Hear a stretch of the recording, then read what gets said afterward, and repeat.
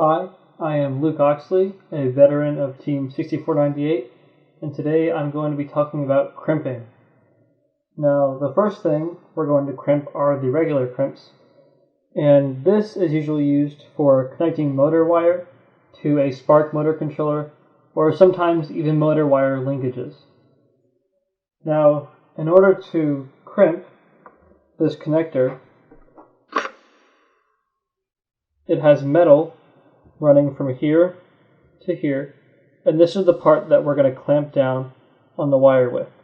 This part right here is only plastic, so we want our bare wire to run from here to here, and that's how long we're going to strip it. So we're using 12 gauge wire, and we're going to strip it about that length. So then once we get that, we're going to make sure we twist it, and this keeps all the strands together. So then when we put it on there, you'll see it'll be about that far in on the connector. Now our crimp tool that we use has 3 different ports on it, and it's hard to see, but on the labeling it has A, B, and C, and since we're using 12 gauge wire, we're going to use the C port. That's 12 to 10 gauge right here. So the port labeled C is the biggest one, which is this one right here.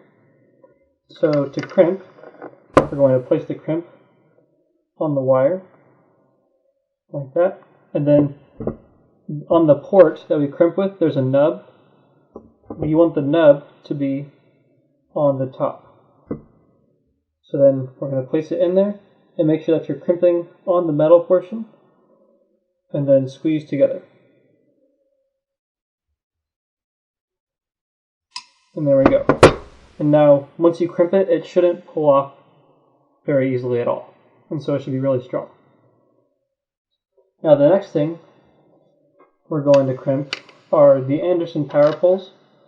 And these are made up of 2 components: the plastic housing and the crimp that actually goes on the wire. Now the advantages of the Anderson power poles compared to the regular crimps are that these are much more robust, and also if you have 2 of these, you can slide them together, and then whenever you disconnect your motor wire, it comes off as one piece, like that, so they're together. So it's very similar to crimp these, just like the other one. Now, in terms of the length of the wire that we're going to strip, this is basically a metal tube, so we're going to strip our bare wire from here to here, and that's about how long we're going to do it. So we're going to get the wire strippers, strip the wire about that length, and then make sure you always twist your wire. Now these are a really tight fit, so you want to make sure that you twist your wire as tight as possible. And then whenever you put the connector on, slide it or rotate the connector the same direction you twisted the wire, and this will help to get as much wire in there as possible. And there we go. Now our crimp tool looks like this, and to use it, it has 3 different ports. They're labeled if you can see it. It says 15, 30, and 45. Now this is the amperage rating for our crimps, and so in this case we use 30 amp rating, but we also sometimes use 15.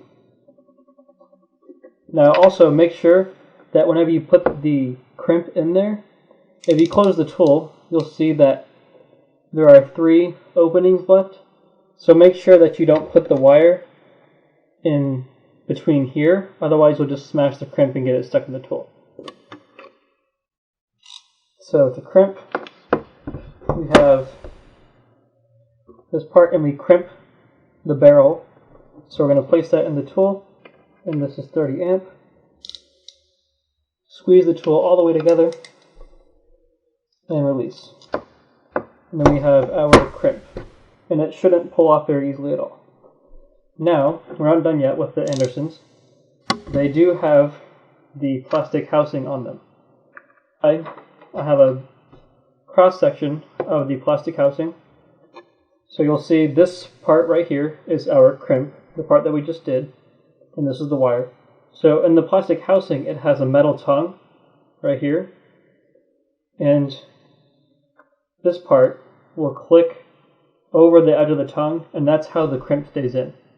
So if we look inside, you'll see this has a metal tongue, and to get the orientation right, you'll see the tongue is on the bottom, so we want our crimp, you'll see it is facing down, to be oriented so that whenever we put it in, it'll click over the tongue.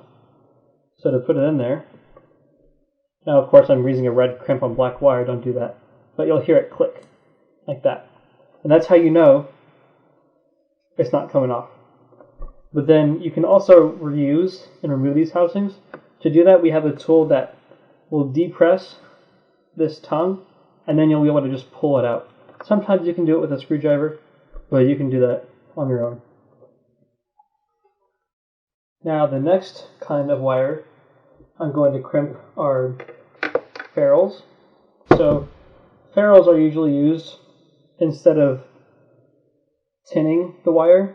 They make a much more stronger connection, usually for the PDP or the VRM. Now, whenever we crimp ferrules, we strip the wire the length of the metal barrel, and then we twist the ferrule over the top. So to do that, we have some wire, and I'm going to get the right gauge of wire.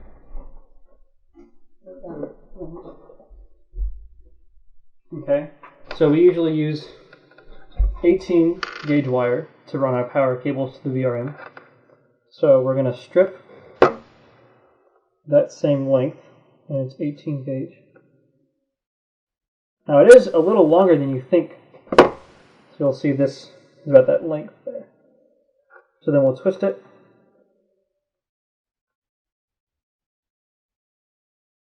And then to put the ferrule on, twist it as you place it over the wire.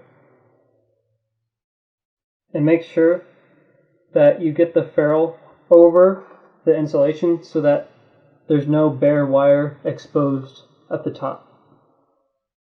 This will prevent the wires from shorting out. Now the crimping is actually really easy. You just open the tool up, place the metal barrel into the tool, and squeeze together. And there we go. Now the last crimp I'm going to demonstrate are the hardest ones, and these are pin terminals, but they're also very useful. So with the pin terminals, they come in like this metal wrap. So to get one off, we use these special pliers that we have. They kind of look like fingernail clippers. Now to cut it off, we just kind of trim the crimp off, just like that. And so this is how small the crimp is. That's why they're the hardest thing. So I have a version of it blown up so you can actually see what's going on here. Now for the terminal pin crimp, it has different sections. So this shaded portion is the wire, and there's two wings. There's this set of wings and this set of wings. The outer set of wings is what actually goes and wraps around the wire. It's called the insulation crimp. And then the inner part are the conductor crimps. And this is the part that will crimp around the actual exposed wire. You can kind of see the strands of wire being compressed. And so these are the two different crimps. This is the female crimp and the male crimp. But they are both crimped the same way. So you can kind of see on our crimp, it has the outer wing, the insulation crimp, and the inner wing, the conductor crimp. So to do this, we're going to strip the wire so that it's the same length from here to here, just like in the diagram. And with these, we usually use signal wire, or a really small gauge wire like 22 or 24. So we're going to strip it about that same length.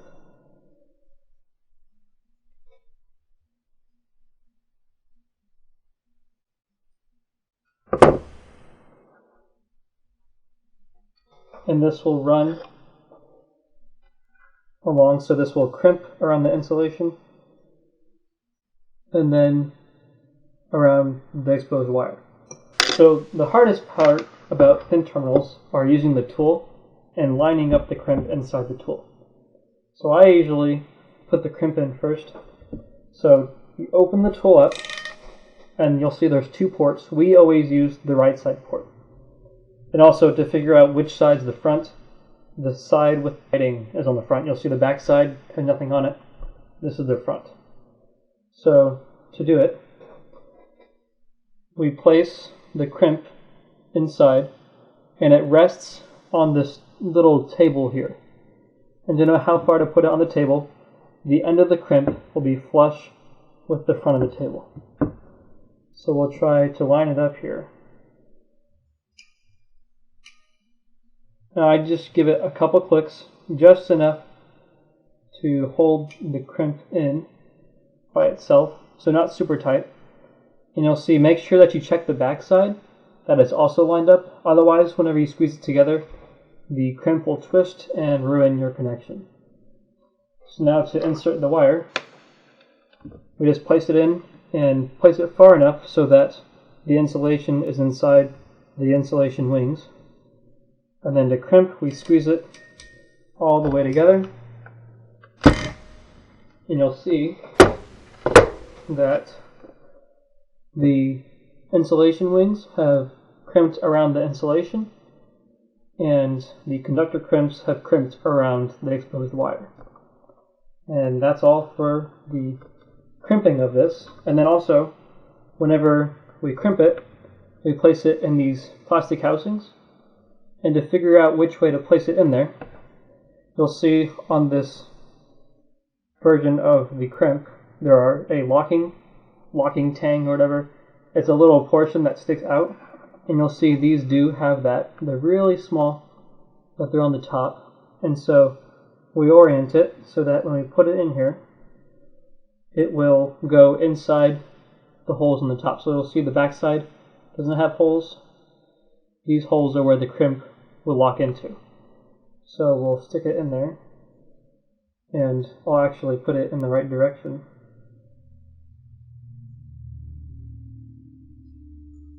And there we go. So you can kind of see the metal inside. That's where it locked in, and it's not coming off. Now to remove it, you can get a small tool and depress the tongue, and then it'll come out easily.